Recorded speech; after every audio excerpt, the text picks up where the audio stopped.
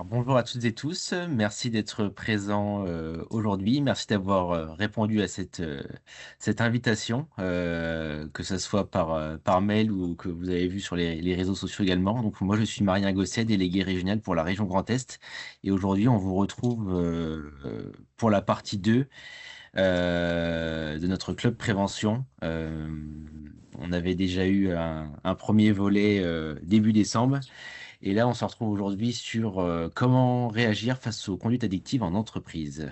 Et on a plusieurs experts qui sont présents aujourd'hui pour répondre à vos différentes questions.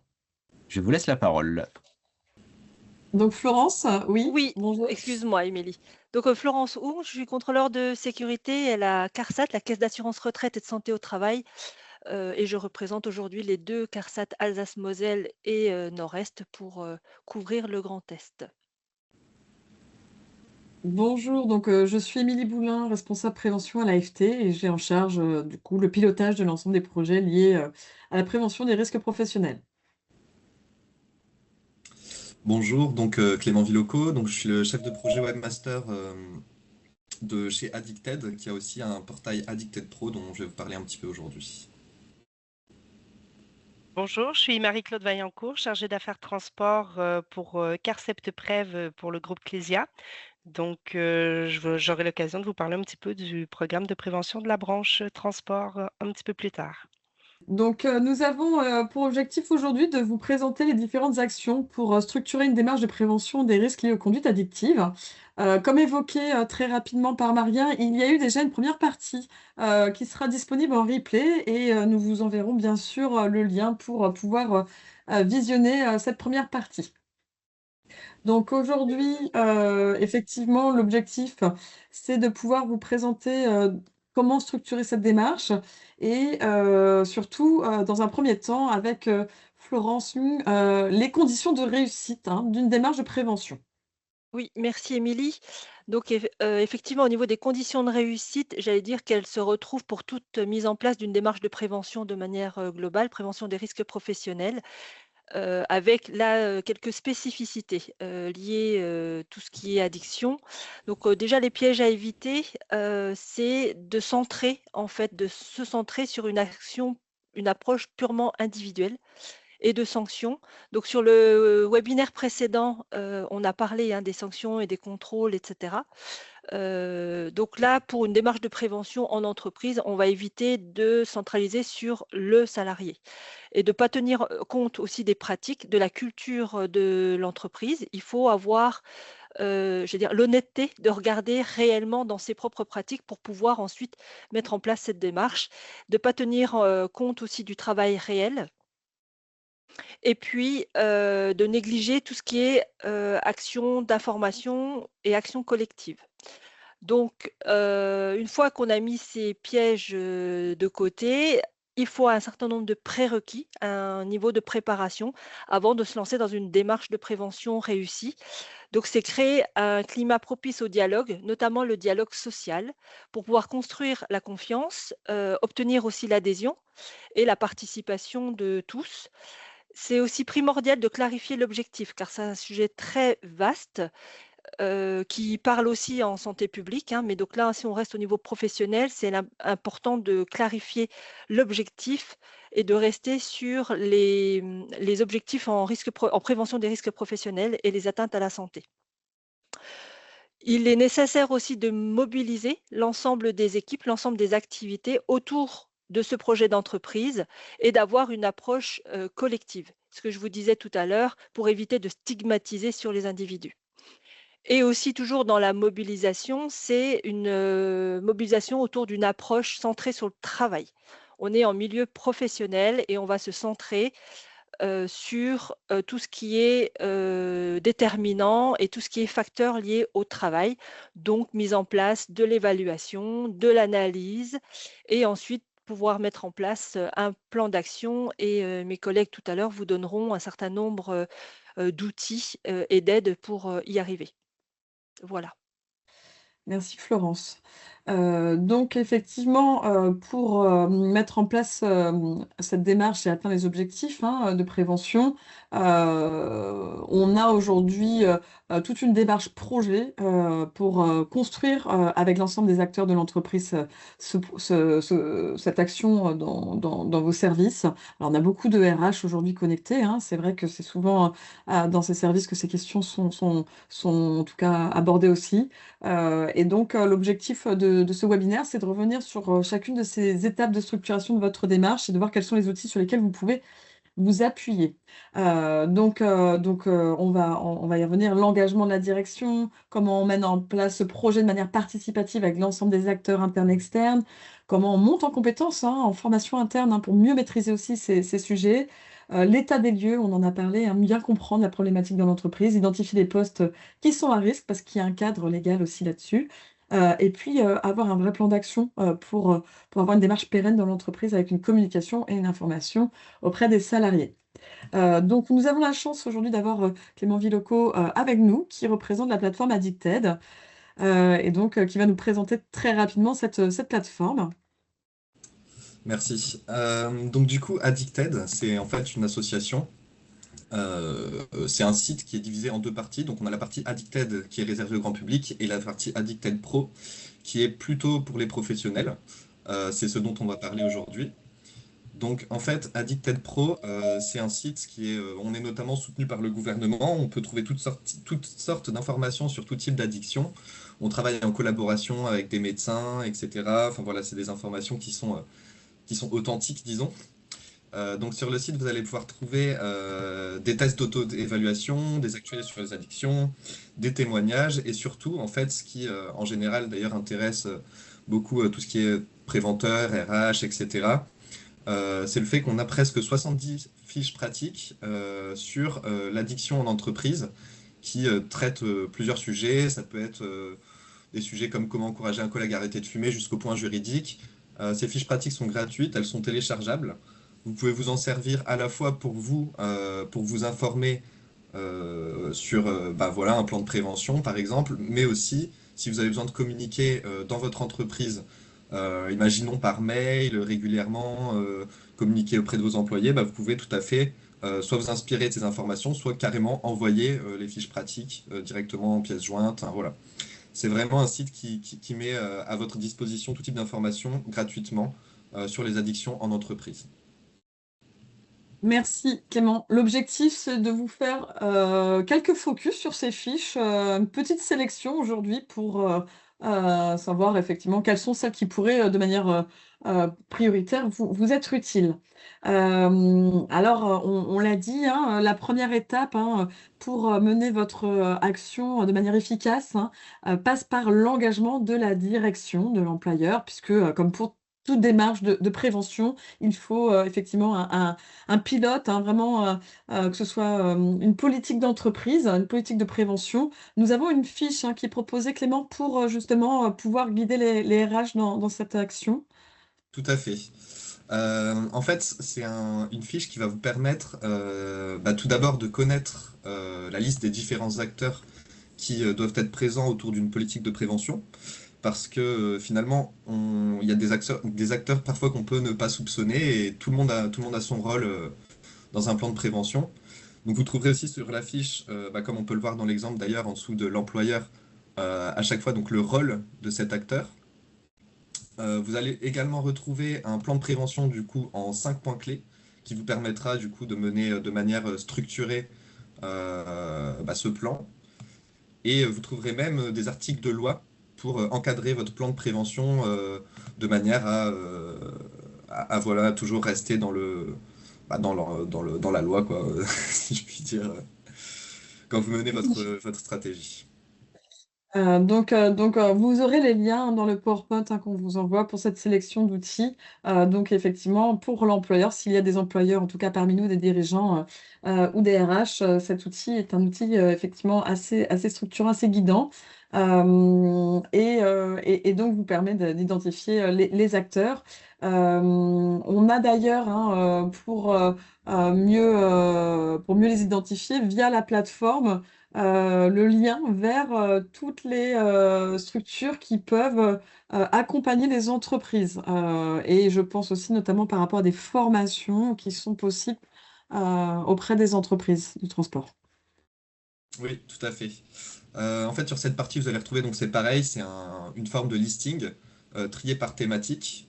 Lorsque vous allez à l'intérieur de ces thématiques, en fait, vous allez voir les différents acteurs, vous allez trouver leur rôle, vous allez avoir en fait des informations sur chaque acteur possible. Vous allez pouvoir en fait, grâce à ces acteurs, obtenir des conseils, par exemple des formations justement. Euh, Enfin voilà, c'est vraiment cette partie est vraiment là pour que vous puissiez trouver l'acteur qui va, enfin le partenaire même qui va pouvoir vous aider dans ce que vous cherchez dans votre objectif. Alors, il y a des associations, il y a des services de prévention de santé au travail, il y a des cabinets privés aussi, il y a des institutions publiques. Sur les associations, bah, c'est vrai qu'on pense à Addiction France. Vous avez votre médecin de santé au travail qui peut être référencé aussi, mais normalement, vous avez ses coordonnées qui peut intervenir pour vous accompagner dans la démarche. Dans le premier webinaire qu'on a fait, justement, il y avait un médecin de prévention des addictions qui était présent et qui expliquait assez clairement comment votre médecin peut être vraiment un vrai relais et vous appuyer, notamment si vous avez des questions concernant l'état de santé d'un salarié. Et puis bah, des cabinets privés aussi, hein, qui peuvent vous aider à conduire, hein, cette démarche structurante dans votre entreprise. Euh, donc les formations, c'est vrai que ça reste intéressant parce que quand on implique notamment l'ensemble des services dans cette démarche, je pense notamment pour les entreprises de transport à l'exploitation, où on demande à chaque acteur aussi de l'entreprise d'être vigilant par rapport à ces problématiques. Souvent c'est un sujet, en tout cas sur les conduites addictives, qui n'est pas forcément maîtrisé par tous. Il peut y avoir beaucoup de représentations, hein, aussi sur ce qu'est l'addiction, que sont les conduites addictives. C'est des choses qu'on a expliquées dans le premier webinaire, mais en tout cas, pour pouvoir être sûr que chacun des managers s'empare aussi de ce sujet-là, c'est bien de pouvoir les monter en compétences.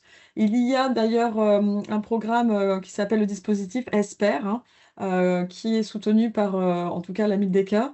Et là encore, ça vous permet, vous, entreprise, si vous le souhaitez, de pouvoir adhérer à cette charte en ayant aussi bah, des outils qui peuvent vous être proposés en complément. Alors, c'est vrai qu'on n'aura pas le temps aujourd'hui de rentrer en détail dans ce programme, mais vous aurez le lien pour pouvoir bien sûr aller chercher des informations complémentaires, puisqu'en 45 minutes, c'est un peu court pour faire le focus sur ce dispositif. En tout cas, ça rejoint les grands principes qu'on est en train de vous présenter aujourd'hui et ça vous donne des outils pour pouvoir créer ce climat de confiance, mettre en place une démarche participative non stigmatisante, accompagner aussi les conducteurs qui sont ou les salariés qui sont en difficulté.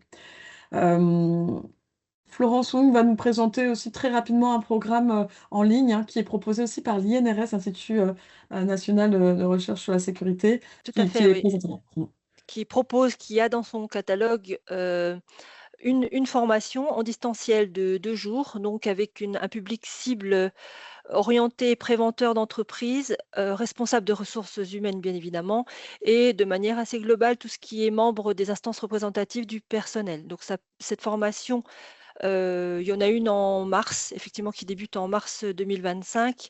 Donc les éléments, on vous donnera les liens si vous voulez vous inscrire directement, enfin vous pouvez le faire directement via le site de l'INRS. C'est comment on intègre une démarche de prévention des risques professionnels, comment on intègre plutôt les pratiques addictives dans la démarche de prévention des risques professionnels, avec un certain nombre d'outils, de connaissances, les limites aussi, les limites à respecter, et aussi voilà, le cadre légal avec un certain nombre de retours d'expérience, et de jurisprudence aussi, parce qu'il y en a aussi, et donc de fait, c'est important, ou et en tout cas c'est souvent des questions qui sont posées. Donc voilà, la prochaine, elle commence le 11 mars, donc vous avez encore la possibilité de vous y inscrire. Sous réserve des places encore disponibles. Absolument, oui, c'est ça. Mais en tout cas, c'est vrai que c'est important de pouvoir monter en compétence sur la conduite de ce type de projet. Euh, Dans le cadre de la démarche, c'est vrai que la première action qu'on demande à la personne qui conduit le projet, hein, que ce soit le dirigeant, le RH, le préventeur, C'est dans un diagnostic partagé souvent en plus avec des représentants du personnel notamment, de pouvoir faire un état des lieux déjà de la problématique dans l'entreprise, même si on a quelques petits voyants hein, qui ont pu clignoter. Je pense à des faits notamment liés à des accidents de la route ou peut-être ça a été un élément déclencheur dans votre entreprise pour engager cette action. Un salarié qui a eu un accident de la route, qui a pu être testé positif hein, à une substance et qui est en cause avec cet accident. Souvent, ça reste des témoins d'alerte, mais l'objectif de cet état des lieux, c'est de pouvoir avoir une vision un peu plus globale. Addicted propose une fiche pour vous guider là-dedans. Tout à fait. Donc du coup, cette fiche est tournée autour de 20 questions qui permettent d'auto-évaluer votre politique de prévention. Donc ça va vous permettre un petit peu de mesurer et à la fois du coup de prendre des décisions, peut-être en se disant, bon bah voilà, grâce à ces questions, en fait, vous allez pouvoir voir ce qui éventuellement manque peut-être ou est peut-être encore améliorable. Et dans cette fiche, du coup, ça va comprendre un petit bilan général, la mise à jour de votre DERP. D'ailleurs, il y a une petite fiche là-dessus dont on va parler tout à l'heure également. La formation de vos équipes, la communication faite, ou encore le soutien aux personnes qui est fait dans votre entreprise. Des petites choses à ne pas négliger. En fait, cette fiche va vraiment servir à vous accompagner. Enfin, le fait de répondre à ces questions, ça va vous permettre, encore une fois, voilà, de mesurer un petit peu ce qui est fait, ce qui n'est pas encore fait, etc. Merci Clément. Bien sûr, un outil en libre accès. Cet état des lieux, il faut vraiment qu'il soit partagé par l'ensemble des services, l'ensemble des représentants du personnel, pour avoir une vision la plus objective possible de la situation dans l'entreprise.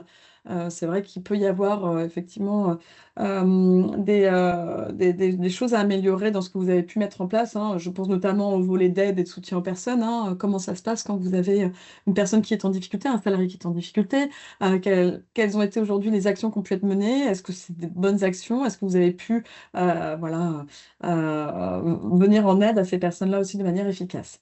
Euh, on a dans la possibilité aussi de faire un état des lieux de manière plus globale, une approche sur les facteurs de consommation aussi de substances avec le document unique.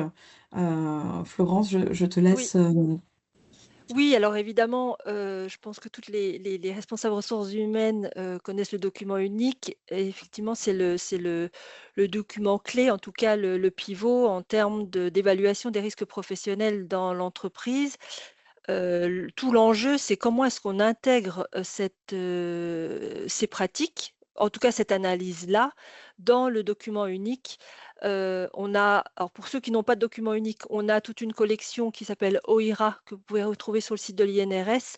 Il y en a adapté transport routier de marchandises et messagerie fret express et transport routier, de voyageurs, sanitaires et cetera.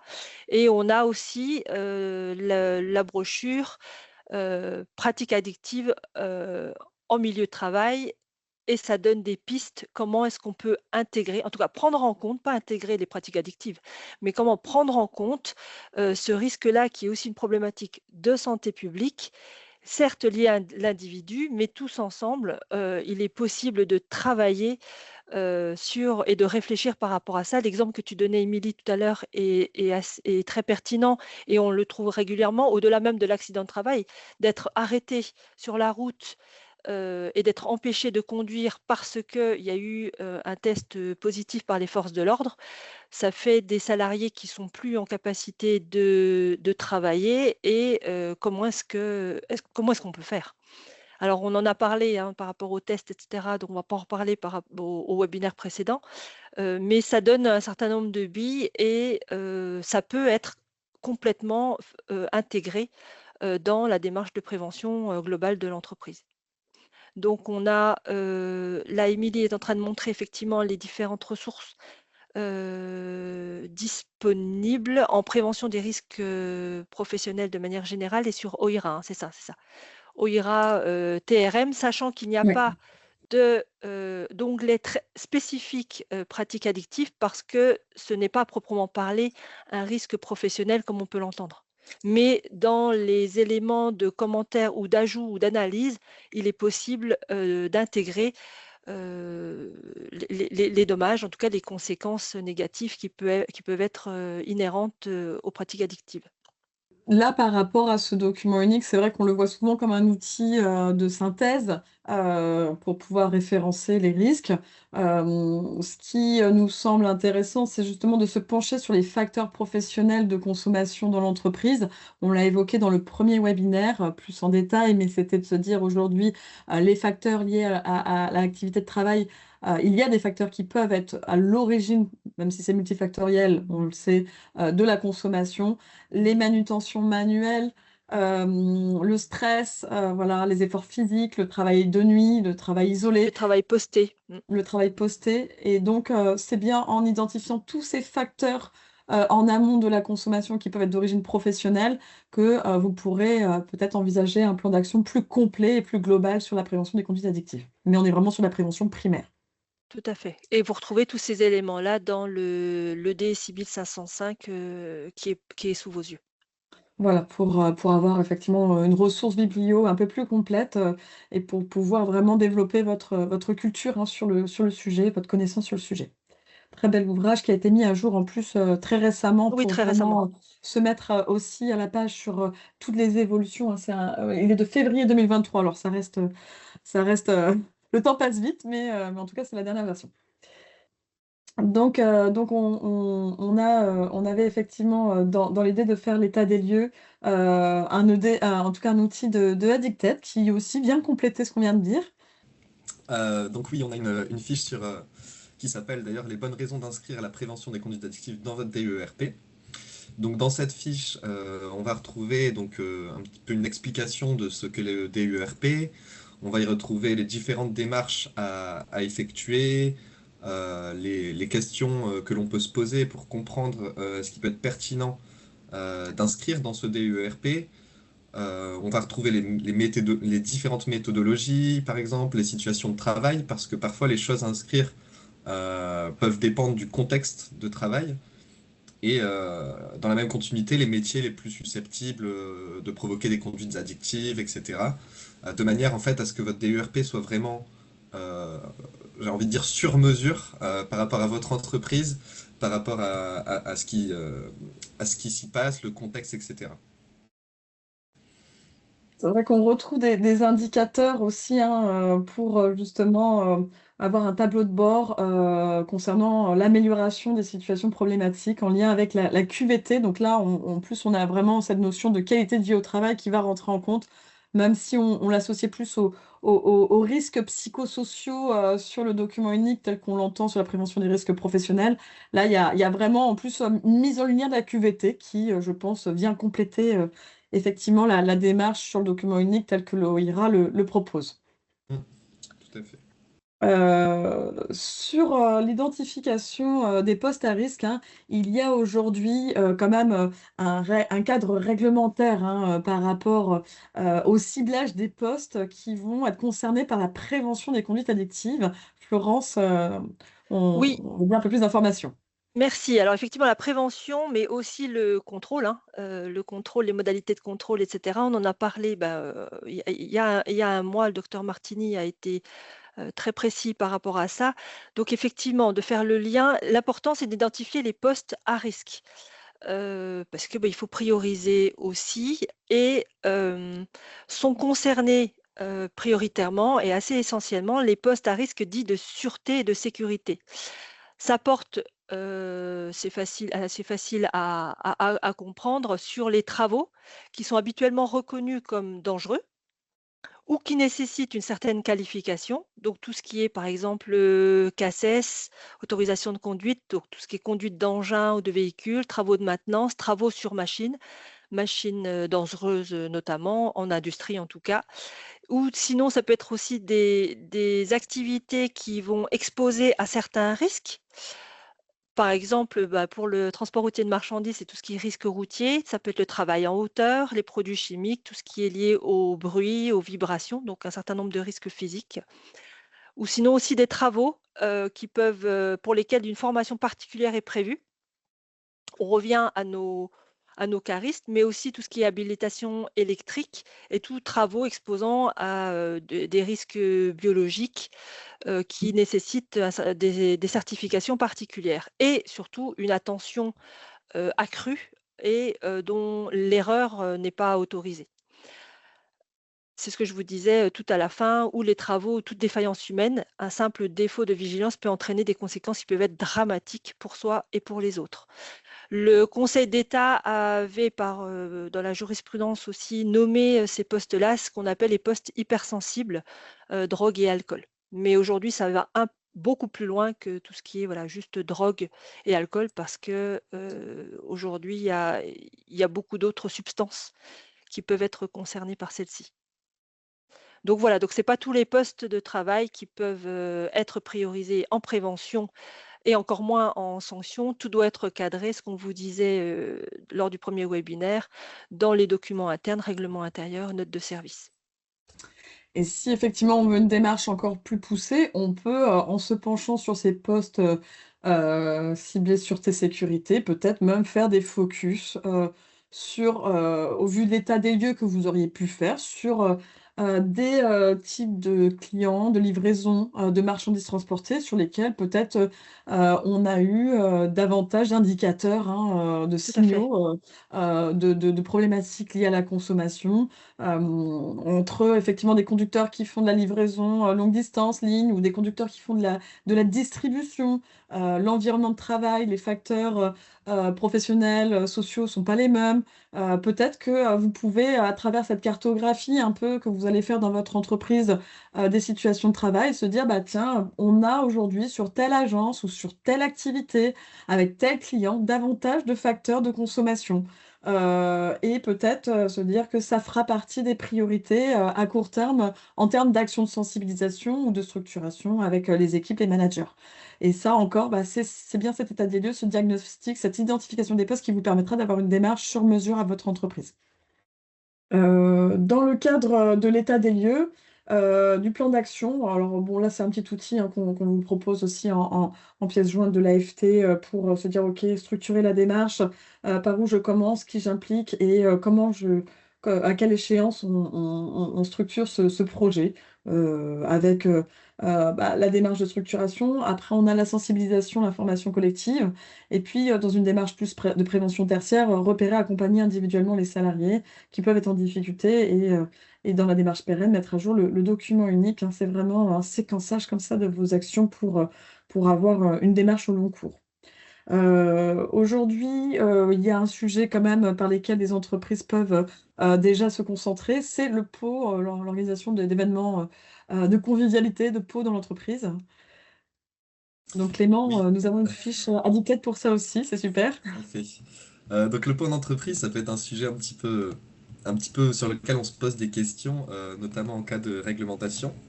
Donc sur cette fiche pratique, vous allez retrouver par exemple une liste des alcools qui sont autorisés, une liste des alcools qui ne sont pas autorisés. Ça, c'est des choses parfois on peut ne pas se douter. Les démarches à faire lorsqu'on est employeur et aussi lorsqu'on est salarié, puisqu'un salarié peut tout à fait organiser un pot, et que ce soit dans un contexte formel ou un contexte informel, puisqu'il y a aussi des responsabilités lorsque c'est un contexte qui n'est pas forcément lié à l'entreprise. Donc vous allez en fait retrouver les responsabilités de chacun et ce que disent les textes de loi. Donc à chaque fois qu'on mentionne la loi dans nos fiches pratiques, on met toujours l'article correspondant en lien cliquable sur la fiche, donc par rapport à ce que dit le sujet. Et en fait, avec cette fiche, vous allez pouvoir toujours rester dans le cadre et savoir à la fois comment anticiper un pot, mais aussi comment bien l'encadrer le jour J, de manière à ce que tout se déroule bien pour tout le monde, qu'il n'y ait pas d'accident, ou même, même sans parler d'accident, que tout se passe bien dans la réglementation. Merci Clément. Nous avons, la chance d'avoir aussi une fiche sur le règlement intérieur parce que c'est vrai qu'on l'a plus abordé, au premier webinaire, mais en tout cas, on retrouve, tout ce qui relève du recours à l'éthylotest, et comme on intègre, effectivement dès le règlement intérieur, ces modalités de contrôle parce que c'est aussi par ces actions-là que l'entreprise prévoit la prévention. Oui, voilà, bah, comme tu l'as très bien dit, hein, de toute façon, on va retrouver, c'est ça, des choses liées à l'éthylotest, bah, justement le poids à l'entreprise. On peut aussi retrouver des choses sur que faire si par exemple on remarque des troubles du comportement. En fait, le point vraiment à retenir sur cette fiche, c'est que les textes de loi sont mis tels quels. Donc, c'est-à-dire que vous pouvez les retrouver et vous pouvez directement les copier et les coller tels quels sur votre règlement intérieur. Donc ça, comme ça peut vous éviter d'avoir à faire des recherches, etc. Et comme je l'ai précisé tout à l'heure, vous aurez toujours un petit lien en dessous qui mène vers l'article mentionné. Comme ça, vous pouvez également vérifier, parce qu'on ne sait jamais, parfois aussi la loi peut très vite changer, vous pouvez toujours vérifier si c'est toujours d'actualité, etc. Bon, normalement, nos fiches pratiques sont mises à jour très régulièrement, mais voilà. Alors, il y a aussi, bien sûr, des personnes ressources hein, sur lesquelles on peut s'appuyer dans la mise en œuvre de ce règlement intérieur. Bah, vous avez la DREETS, hein, bien sûr, hein, qui va pouvoir donner un avis sur ce règlement intérieur. On a, parmi les intervenants qui étaient là la dernière fois, les responsables juridiques, hein. Alors, on avait la chance d'avoir l'URTA hein, pour la FNTR qui appuie aussi les entreprises dans le cadre de l'application des réglementations. Donc, là encore, hein, n'hésitez pas à vous rapprocher de juristes au sein de, voilà, des organisations professionnelles de la branche notamment.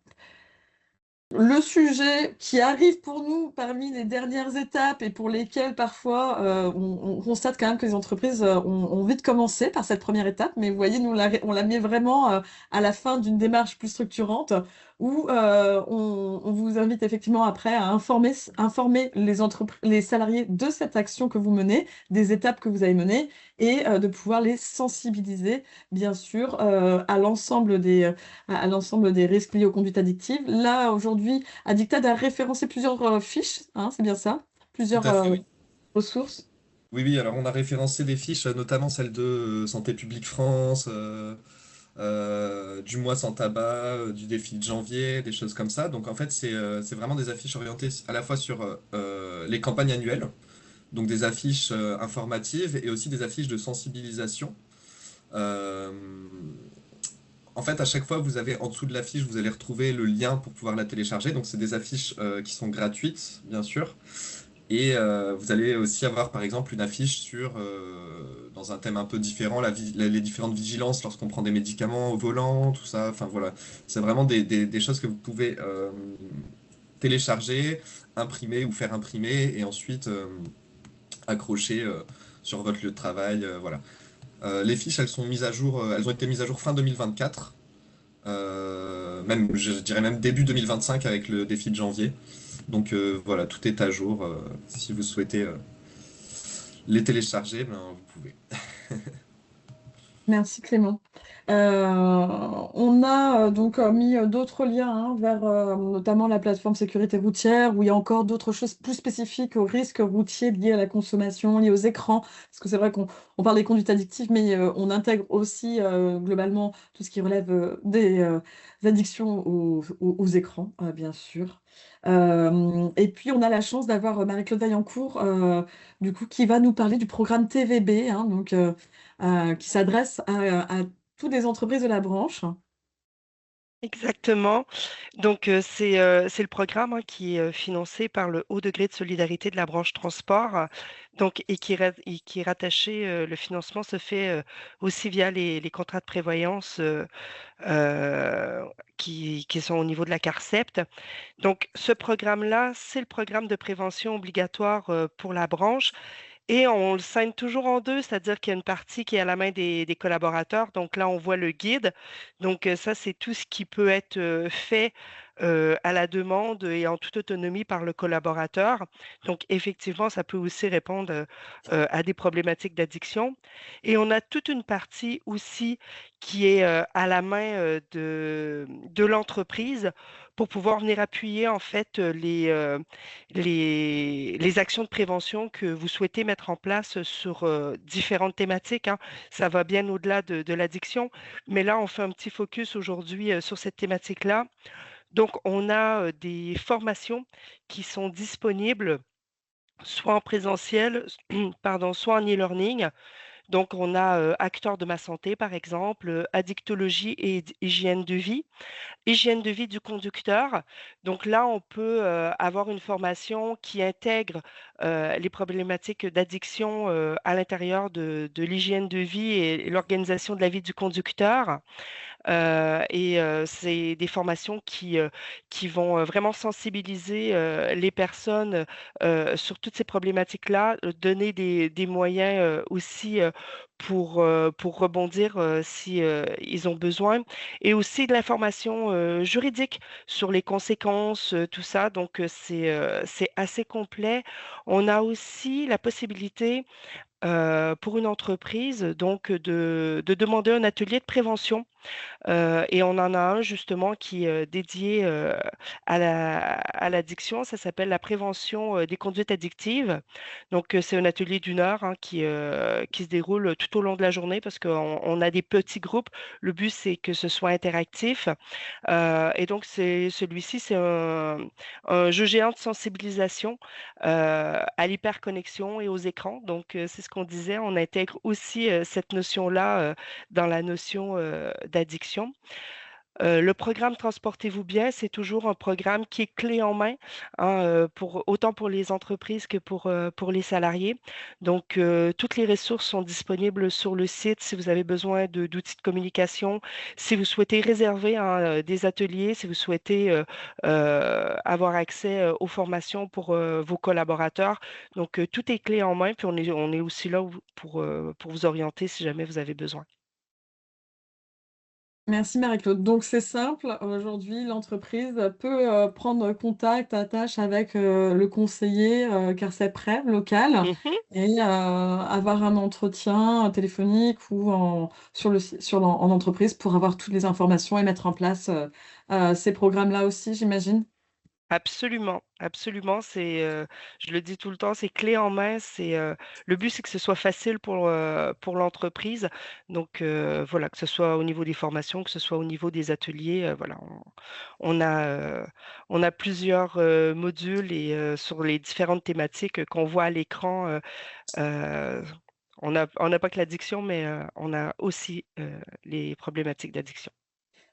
Et on le voit après, alors c'est pas l'objet du webinaire aujourd'hui, mais dans le cadre de la prévention tertiaire et vraiment l'accompagnement des salariés qui sont en difficulté, qui ont des problématiques de santé hein, par rapport à ces conduites addictives, qui ont besoin de soins.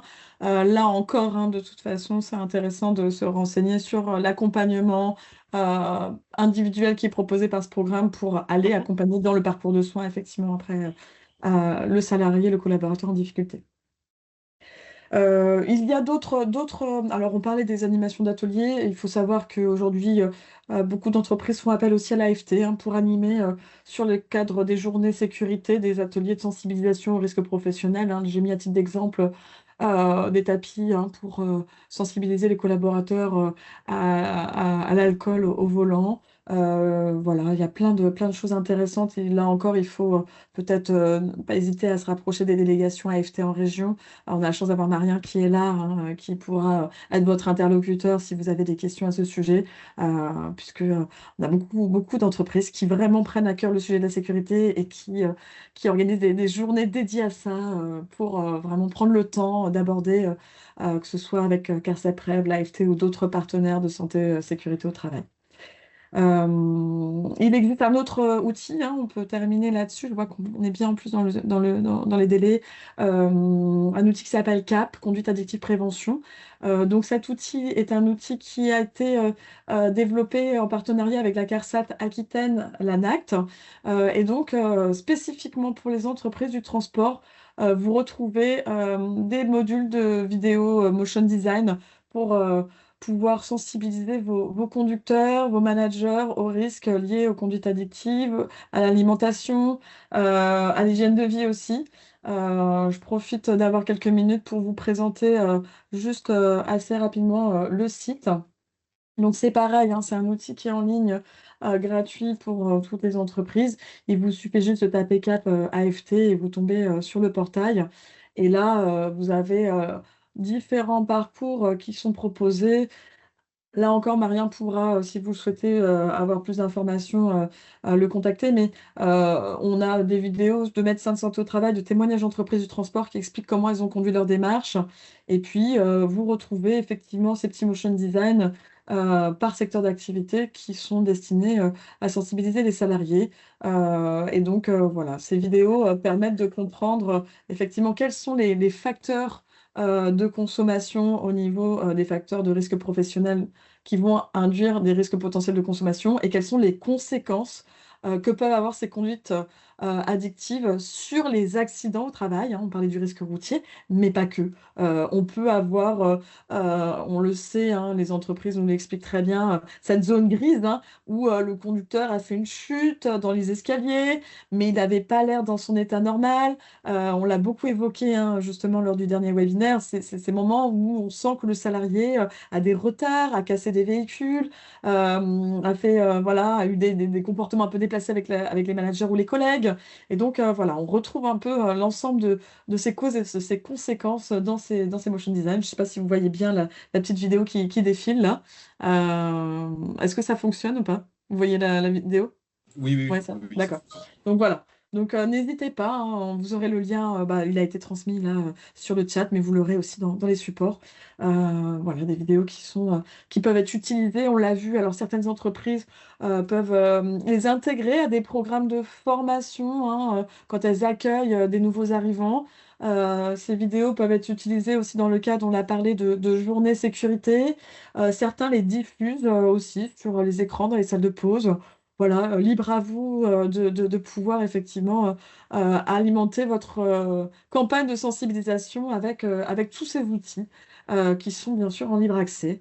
Donc, je ne sais pas si vous avez des questions, mais en tout cas, voilà, nous avons fait vraiment le tour de tout ce que nous souhaitions présenter. Je remercie en tout cas Florence Hung de la CARSAT, Clément Villoco de Addicted et Marie-Claude Vaillancourt de Clésia, CARSEPREV, qui nous ont permis de vraiment mieux comprendre tous ces outils à disposition des entreprises.